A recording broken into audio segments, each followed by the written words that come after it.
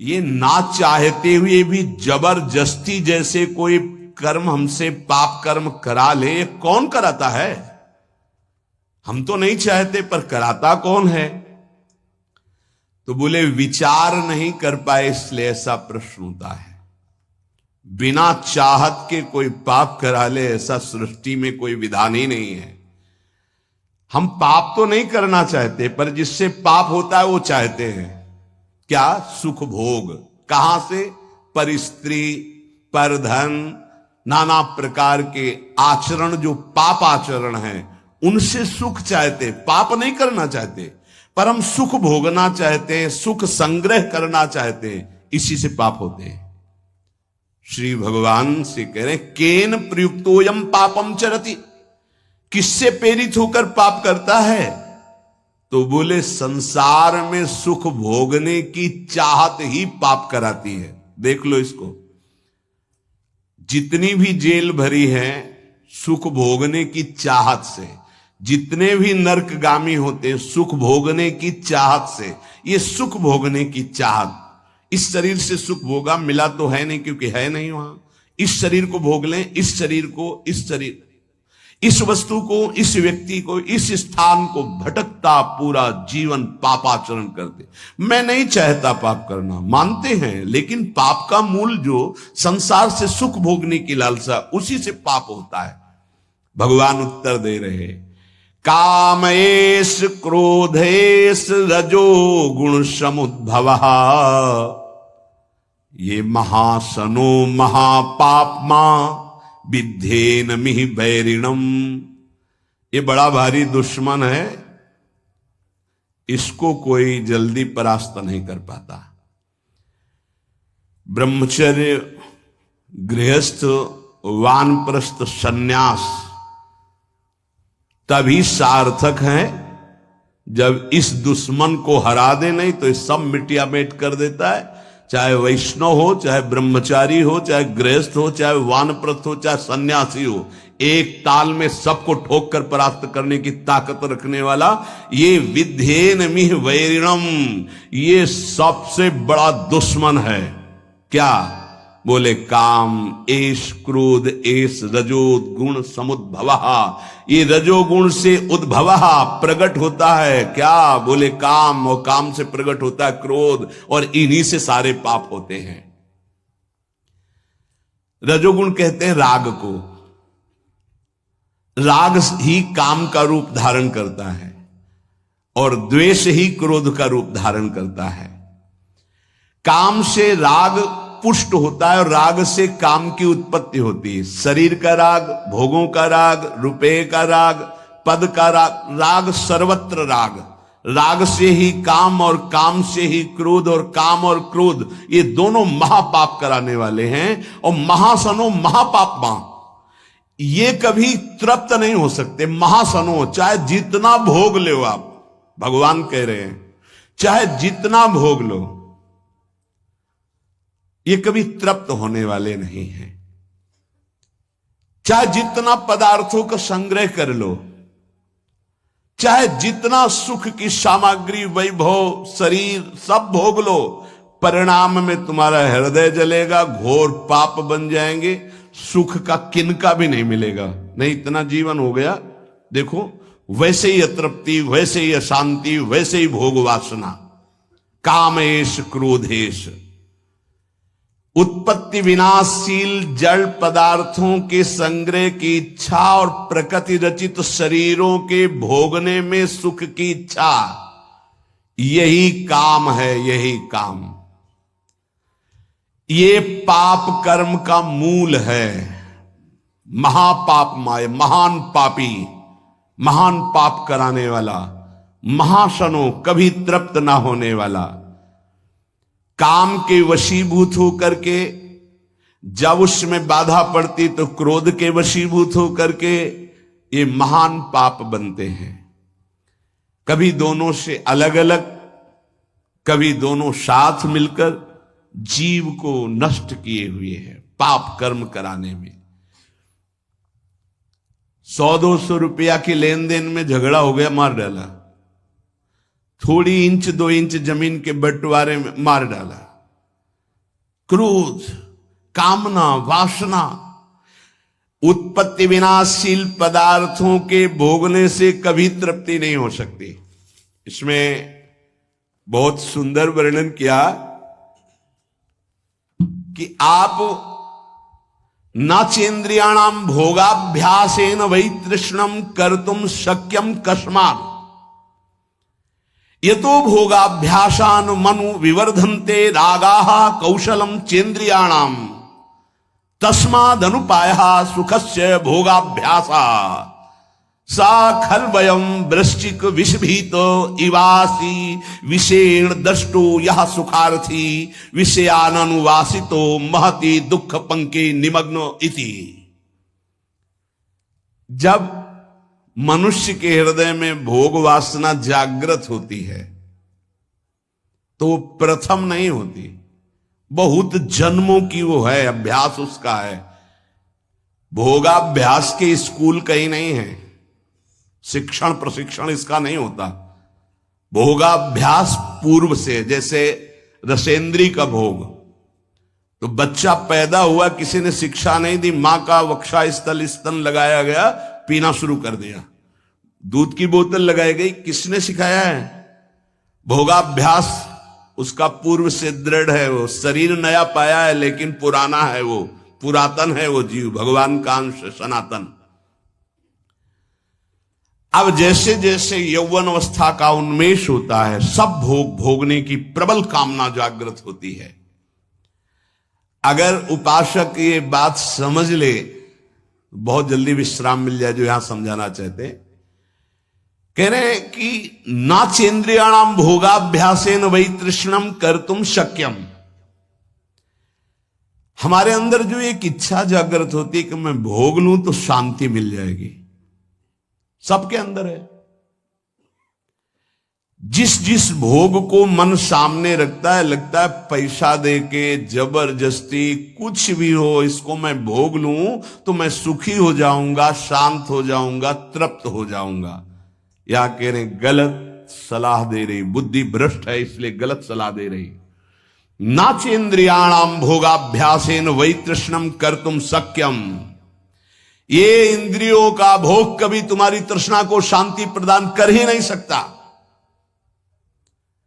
अगर धर्म पूर्वक काम का भोग किया जाए तो वैराग्य दृढ़ हो जाएगा। इसीलिए धर्म की मर्यादा के अंतर्गत भोग को, काम को भगवान ने अपना स्वरूप कहा है विभूतियों में। धर्म पूर्वक काम का सेवन सृष्टि संचालन के लिए धर्म पूर्वक, शास्त्र मर्यादा के अनुसार। ये जो आज चल रहा है ना, ये पहले कभी नहीं था। बड़ी मर्यादाएं, जिसका उपहास किया जाता है ना मर्यादाओं का, उन्हीं मर्यादाओं में सुरक्षित थे। पूर्व की मर्यादाओं को, धर्म मर्यादाओं को, शास्त्र मर्यादाओं को आज के बच्चे उपहास करते हैं। ए पुराने जमाने के, ऐसे कहके, ए पुरानी बातों को रखने वाले। नहीं नहीं, आपका जीवन बड़ा नवीन, उत्तम और स्मृतिवान, राष्ट्र सेवक, भगवत भक्त और महान उन्नति के लायक आप हो जाएंगे यदि आप पुरानी बात को समझेंगे। पुरानी माने पुरातन, पुरातन माने सनातन, सनातन माने समस्त शास्त्र सम्मत बात।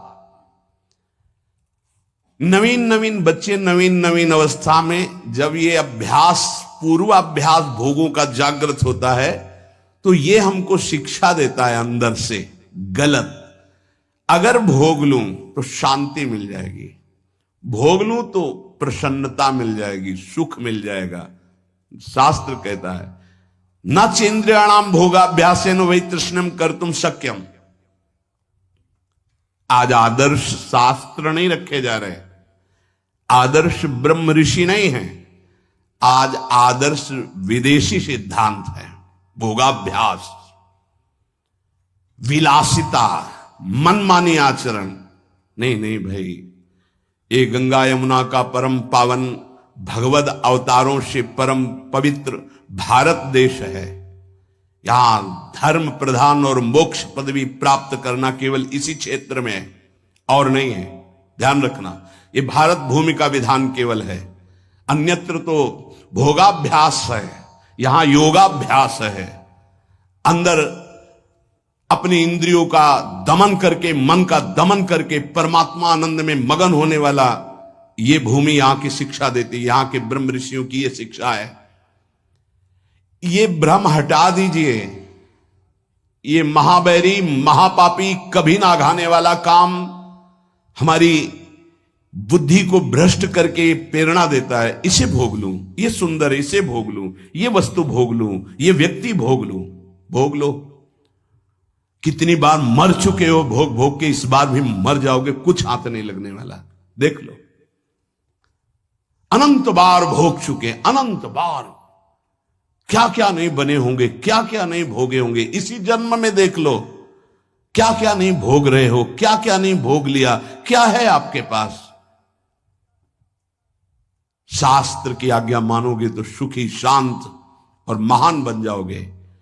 नाचेन्द्रियाणाम भोगाभ्यासेन वैतृष्णम कर्तुम शक्यम।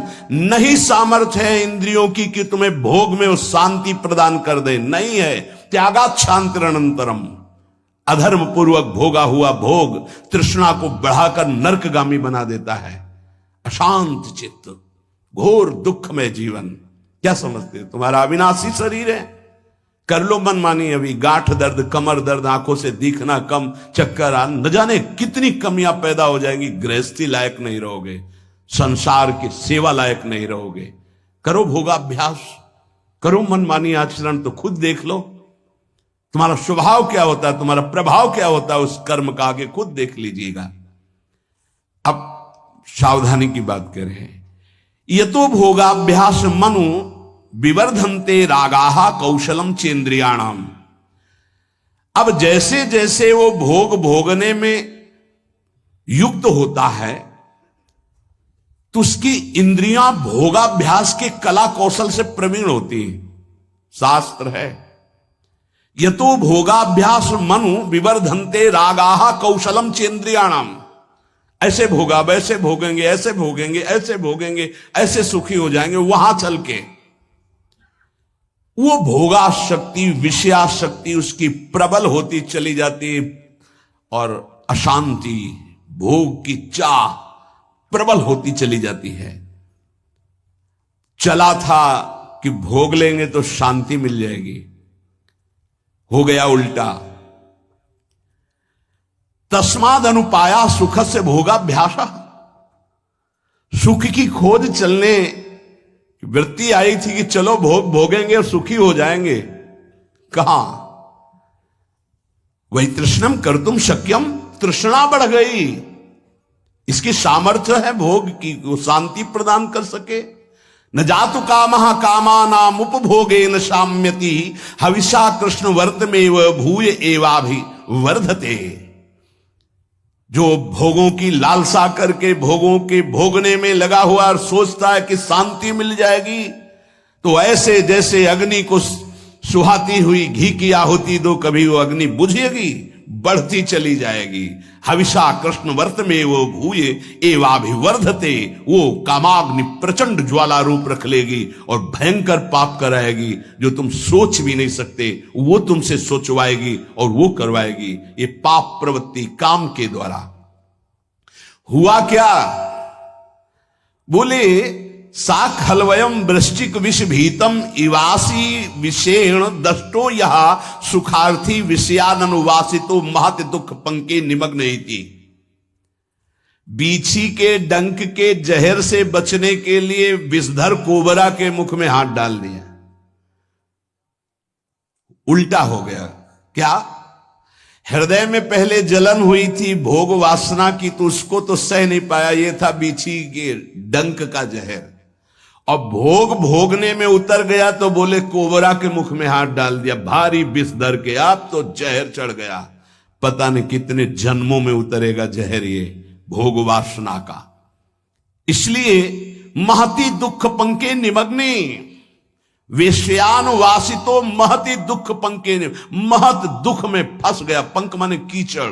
महत दुख में फंस गया। वो निकलना बड़ा कठिन। ये दलदल है भोग वासना का, इससे निकलना बड़ा कठिन है। गुरु कृपा से निकल चुके हो तो पीछे कदम मत बढ़ाना। तुम्हें दिखाई दे रहा है बड़ा कोमल भूमि, नीचे इतना दलदल है कि निकल नहीं पाओगे। श्री भगवान कह रहे हैं कामना की पूर्ति से लोभ उत्पन्न होता है। जिम प्रति लाभ लोभ अधिकाई।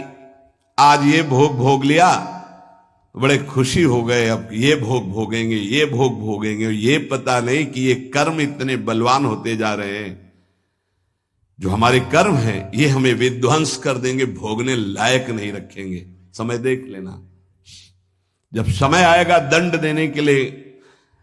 आप लोग देखते हुए भी नहीं देखते हैं, संसार में सब देख रहे हैं, फिर भी आप नहीं देखते हैं, अंधे बन रहे हैं, विवेक शून्य है। इसलिए कर्म का क्या दंड मिल रहा है आप देख रहे हैं।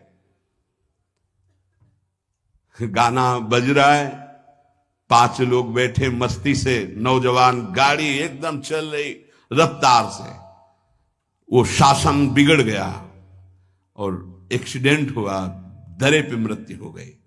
क्या है, उनको 1 सेकंड पहले पता नहीं मैं झूम रहा हूं, मेरा आखिरी झूमना होगा, अब अगला जन्म किस योनि में जाएगा पता नहीं है। मदिरा की उन्मत्तता, रजोगुण चढ़ा हुआ, तमोगुण की ज्वाला हृदय में जला रही, नष्ट हो गया शरीर। न भगवत चिंतन, न क्या कीमती मनुष्य जीवन का दुरुपयोग। ये कामना की पूर्ति के लिए नाना प्रकार की कुचेष्टाएं पैदा हो जाती हैं।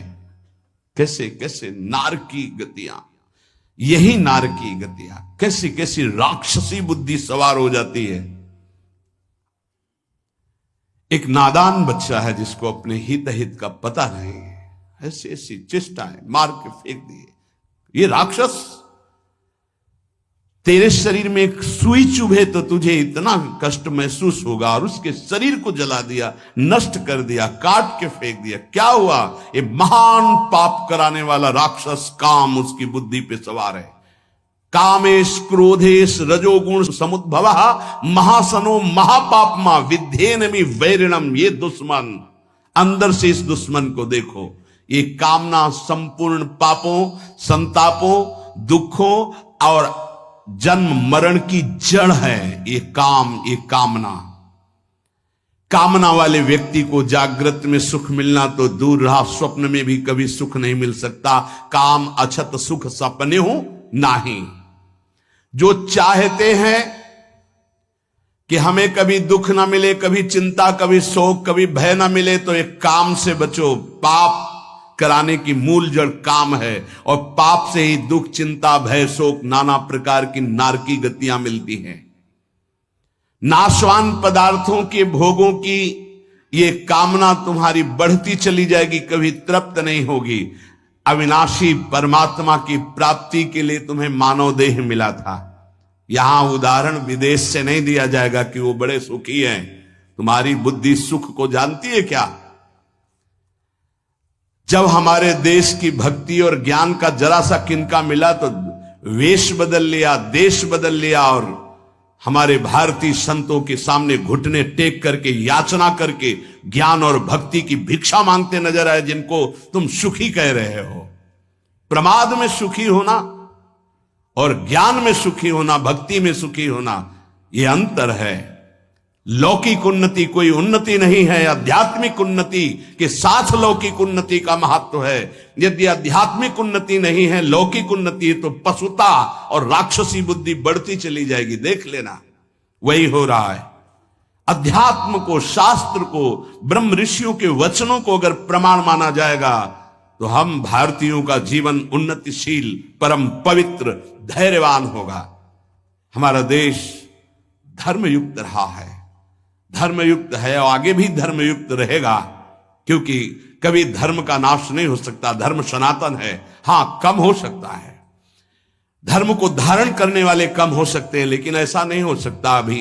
हां, आगे चलकर 4,32,000 है, जब आखिरी में आएगा तो भ्रष्टाचारा सब संसारा, धर्म सुने नहीं काना, उस समय भले हो, अभी तो ऐसा नहीं। एक से एक महान धर्मात्मा, महात्मा पुरुष हैं। ये उत्पत्ति विनाशशील पदार्थों में सुख की भावना से सब संसार विचरण करता है। देख लो, उत्पत्ति विनाशशील पदार्थों के भोगने से ही सुख मिलेगा। ये उत्पत्ति विनाशशील पदार्थ कर्म के अधीन हैं। ये काम से प्राप्त नहीं होते हैं, उत्तम कर्मों का अनुष्ठान करने से प्राप्त होते हैं।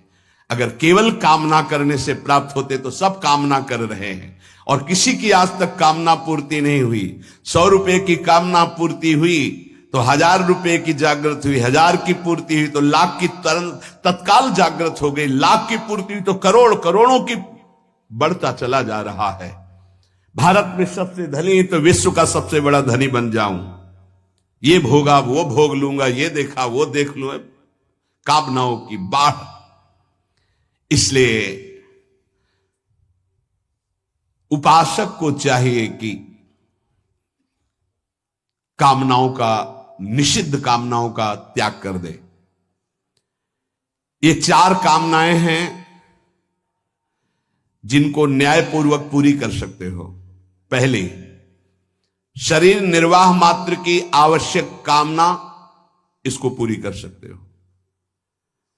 जैसे वर्तमान में कामना उत्पन्न हुई, प्यास लगी है, भूख लगी है, भोजन की कामना है, ये धर्मयुक्त है, इसको पूर्ण कर सकते हो। इसकी पूर्ति के लिए वर्तमान में जो साधन सामग्री उपलब्ध है उसी से जथालाभ संतोष सदा, काओ सुख कछु न चाहोगो। इसकी पूर्ति के बिना शरीर को जीवित रहना असंभव है। इसलिए जल, भोजन, वस्त्र जो वर्तमान में प्रभु ने उपस्थित किया है उसकी कामना, यह निषेध नहीं, इसकी पूर्ति करो। जो धर्म पूर्वक तुम्हें भोग सामग्री शास्त्र सम्मत मिली है, चाहे वो गृहस्थ उपासक हो, जिसमें किसी का हित नहीं है, जिसमें अधर्म नहीं है, शास्त्र सम्मत है, उस भोग को स्वीकार करके अपनी कामना की पूर्ति, ये यहां के जीवन संचालन के लिए। शरीर निर्वाह मात्र की, धर्म निर्वाह मात्र की कामना की पूर्ति तुम्हें आगे बढ़ाएगी। लेकिन शरीर निर्वाह की बात को समझिए, भूख प्यास इनसे शरीर निर्वाह की बात है। भोग काम आदि की पूर्ति धर्म मर्यादा के अनुसार वर्णन की गई, विपरीत नहीं। विपरीत तो जो जो चाहते हैं और इस सब की पूर्ति करने से फिर पाप की प्रवृत्तियां उदय हो जाएंगी। शरीर निर्वाह मात्र की आवश्यक कामना की पूर्ति, कामना व्यक्तिगत न्याययुक्त, जिसका पूरा होने में धर्म की हानि नहीं है, शास्त्र सम्मत है, सामर्थ्य के बाहर नहीं है, और उसको भगवद अर्पित करके भोगा जाए, वो कामना आपको मोक्ष की तरफ ले जाएगी। कामना व्यक्तिगत न्याययुक्त, अपनी सामर्थ्य के अंतर्गत, शास्त्र मर्यादा और धर्म के अंतर्गत, और भगवान को अर्पित करके भोगी जाए, तो वो मोक्ष की तरफ, भगवत मार्ग की तरफ। जो सामग्री है हमें बहुत प्यारी है, भोग सामग्री हमें बहुत प्यारी, भगवान को अर्पित करो। न्याययुक्त परिवार के पोषण में लगाओ।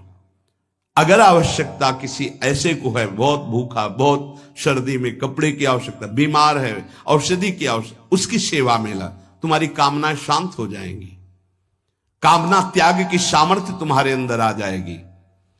जो अपनी सामग्री को भगवान ने आपको जो दी, दूसरों को अत्यंत आवश्यक होने पर उसकी सेवा में लगा दे, तो उसके अंदर भागवतिक सामर्थ्य जागृत होती है।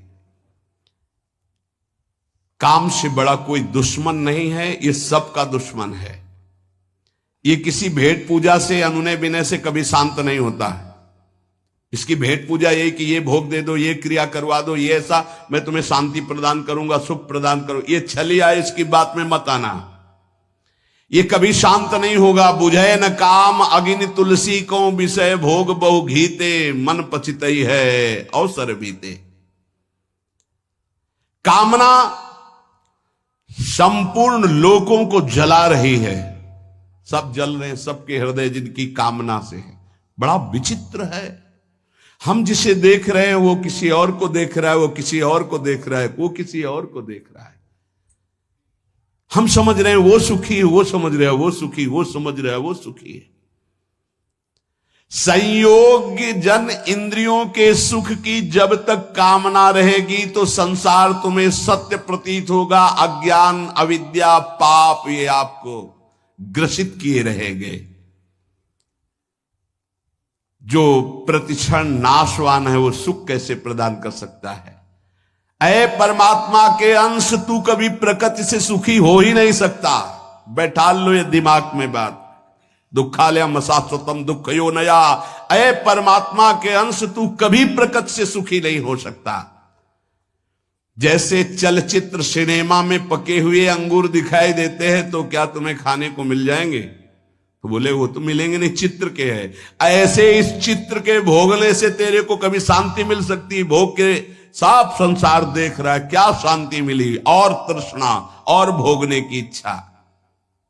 वस्तु, व्यक्ति, क्रिया, इससे तू सुखी होने वाला नहीं है, तू अविनाशी है, पक्की बात। लौटो, अपने स्वरूप की तरफ लौटो, नहीं पापाचरण हो गए तो मनुष्य जीवन का लाभ नहीं मिल पाएगा। जो वस्तु से, व्यक्ति के शरीर से और क्रियाओं से सुख चाहता है वो कामी है। और कामी पुरुष में अनंत दोष, अनंत विकार, अनंत पाप उससे होते ही रहते हैं। जब तक मनुष्य के अंदर काम है वो कामी है, तब तक निर्दोष, निर्विकार, निष्पाप अपने स्वरूप को झांक भी नहीं सकता है।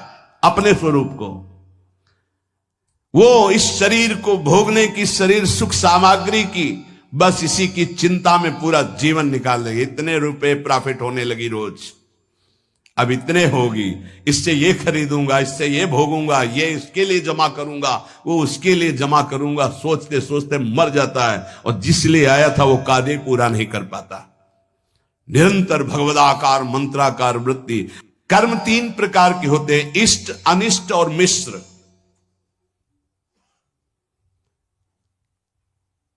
इष्ट जो हमें चाहिए, चाहे जैसे मिले मुझे चाहिए। अनिष्ट, अनिष्ट निषिद्ध कर्म। इष्ट तो केवल हमारे हृदय में प्रियालाल ही होने चाहिए। मुझे प्रियालाल चाहिए, बच जाओगे, ये बचा लेंगे। अगर भोग इष्ट हुए तो अनिष्ट हुए बिना रह नहीं सकते। पापाचरण भी करवा के रखेंगे। भोग की चाह कभी सीधे मार्ग में नहीं चलती, जहां से भी मिले वैसे ही भोगने की इच्छा प्रकट हो जाती है। शास्त्र निषिद्ध कर्म, ये मूर्खतावश कहते हैं कि हमारे प्रारब्ध में लिखा था इसलिए हमारा। प्रारब्ध से शास्त्र निषिद्ध कर्म नहीं होते, ये कामना से होते हैं, काम से, अविद्या से, अज्ञान से होते हैं। प्रारब्ध कर्म केवल फल भोग उपस्थित करके निवृत्त हो जाता है, पाप कर्म नहीं कराता। पाप का फल आएगा दुख, पुण्य का फल आएगा सुख सामग्री। वो तुमसे पाप कर्म नहीं कराएगा। प्रारब्ध में इतनी ताकत नहीं कि तुमसे पाप कर्म कराए, वो तुम्हारी मूर्खता है, तुम्हारी कामना है। निषिद्ध कर्म प्रारब्ध नहीं करा सकता, वासना कराती है। प्रारब्ध का फल भोग पीछे जो निषिद्ध हुआ है उसका दुख आएगा, जो पुण्य हुआ है उसका सुख आएगा, लौकिक सामग्री, लौकिक उन्नति। पाप कर्म प्रारब्ध नहीं कराता। ये जो लोग कहते हैं ना कि ऐसा हमारे भाग्य में लिखा था, तो काल ही कर्म ही ईश्वर ही मिथ्या दोष लगाए। रजोगुण से एक राग काम पैदा होता है और पापों का खेल शुरू हो जाता है। अब ये हृदय को बहुत बुरी तरह जकड़ लिए है काम ने, बहुत बुरी तरह। देख लो सब ऐसे जैसे किसी ने खूंटे में बांध दिया हो कस के, अब निकलना मुश्किल है। बार बार निकलने की कोशिश करता है, फिर उसी में धंस जाता है काम। इसीलिए बलिहारी गुरुदेव भगवान की, जिनकी वचन मात्र से इस भारी माया प्रपंच से जीव निकल जाता है। पकड़ लो वचन पर, निकल गए, तुम्हें कोई रोक नहीं सकता, क्योंकि जिनकी ये रचना है वही तुम्हें निकालने के लिए आए हैं। ये पाप है, ऐसी जानकारी भी है, कामना भी प्रवृत्त हो गई है। नहीं करना चाहिए ये भी चाहते हैं, फिर भी हो रहा है। तो ये जो जानकारी है इसका हम प्रयोग क्यों नहीं कर पा रहे? जो हमें जानकारी है, जैसे आज जानकारी हुई, सुना आपने कि कभी भोगने से तृप्ति नहीं होगी तो मुझे रुक जाना चाहिए, पर जानकारी भी और जान भी रहा हूं कि पाप है, फिर भी क्यों नहीं रुक पा रहा हूं? तो भगवान आगे वर्णन करते हैं, धूमे नाव्रियते वह्निर यथादर्शो मलेन च यथोल्बेनामृतो गर्भस तथा तेने दमावृतम। जैसे धुएं से अग्नि ढक जाती है, मैल से दर्पण ढक जाता है, और जैसे झिल्ली से गर्भ ढका रहता है, ऐसे ही काम ज्ञान को ढके हुए है। तीन बातें कही, धुएं से अग्नि, मैल से दर्पण और जेर से गर्भ जैसे ढका रहता है, ऐसे ये ज्ञान जो आपको प्राप्त हुआ, काम उसको ढक देता है। अगर वो हट जाए तो ज्ञान